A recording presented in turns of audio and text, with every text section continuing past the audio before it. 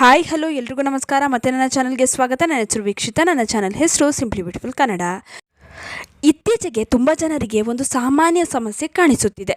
ಸ್ವಲ್ಪ ನಡೆದ್ರೂ ದಣಿವು, ಮೆಟ್ಲೇರಿದ್ರೆ ಉಸಿರು ಬಿಗಿಯಾಗೋದು, ಕೆಲವೊಮ್ಮೆ ಎದೆಯಲ್ಲಿ ಒತ್ತಡ ಇದ್ದ ಹಾಗೆ ಅನಿಸುತ್ತದೆ. ನಾವೇನು ಮಾಡ್ತೀವಿ, ಅಯ್ಯೋ ಗ್ಯಾಸ್ ಇರಬೇಕು ಅಂತ ಕಡೆಗಣಿಸ್ತೀವಿ. ಆದರೆ ಕೆಲವೊಮ್ಮೆ ನಮ್ಮ ದೇಹ ನಮಗೆ ಮುಂಚೆ ವಾರ್ನಿಂಗ್ ಕೊಡ್ತಾ ಇರುತ್ತೆ. ಹೃದಯದ ಸಮಸ್ಯೆ ಸಾಮಾನ್ಯವಾಗಿ ಒಂದು ದಿನದಲ್ಲಿ ಶುರುವಾಗೋದಿಲ್ಲ.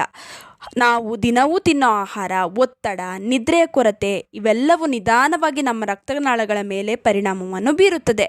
ರಕ್ತನಾಳಗಳ ಒಳಗೆ ನಿಧಾನವಾಗಿ ಕೊಬ್ಬು ಜಮೆಯಾಗುತ್ತಾ ಹೋಗುತ್ತದೆ. ಆದರೆ ಇಂಟ್ರೆಸ್ಟಿಂಗ್ ವಿಷಯ ಏನು ಗೊತ್ತಾ, ಬ್ಲಾಕೇಜ್ ಇದ್ದರೂ ಕೂಡ ಬಹಳ ಜನರಿಗೆ ಯಾವುದೇ ಲಕ್ಷಣ ಕಾಣಿಸೋದಿಲ್ಲ. ಯಾಕೆಂದರೆ ನಮ್ಮ ದೇಹ ತುಂಬ ಇಂಟೆಲಿಜೆಂಟ್. ರಕ್ತ ಹರಿಯಲು ರಕ್ತನಾಳಗಳನ್ನು ಅಡ್ಜಸ್ಟ್ ಆಗುವಂತೆ ಮಾಡುತ್ತದೆ. ಅಂದರೆ ಸ್ವಲ್ಪ ರಕ್ತನಾಳಗಳು ಅಗಲ ಆಗುತ್ತೆ, ಅದರಿಂದ ಏನಾಗುತ್ತೆ, ಸರಾಗವಾಗಿ ರಕ್ತ ಸಂಚಾರ ಆಗುತ್ತೆ.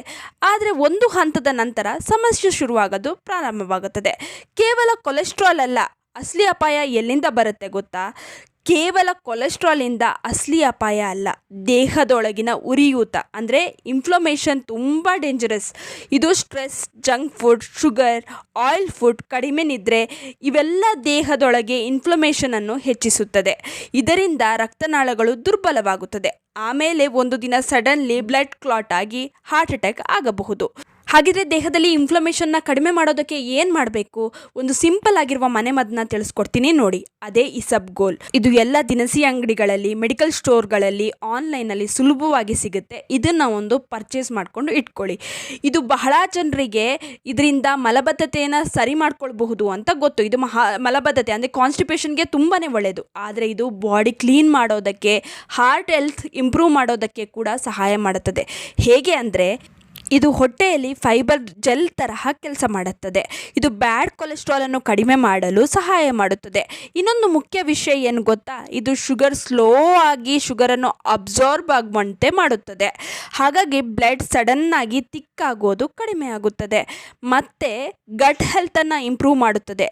ಅದರಿಂದ ದೇಹದೊಳಗೆ ಇನ್ಫ್ಲಮೇಷನ್ ಕೂಡ ಕಡಿಮೆಯಾಗುತ್ತದೆ. ಇದನ್ನು ಹೇಗೆ ಯೂಸ್ ಮಾಡಬೇಕು? ಒಂದು ಚಿಕ್ಕ ಸ್ಪೂನ್ ಇಸಬ್ಗೋಲನ್ನು ತೆಗೆದುಕೊಳ್ಳಿ. ಒಂದು ಗ್ಲಾಸ್ ಬೆಚ್ಚಗಿನ ನೀರಿನಲ್ಲಿ ಮಿಕ್ಸ್ ಮಾಡಿ ತಕ್ಷಣವೇ ಕುಡಿಬೇಕು.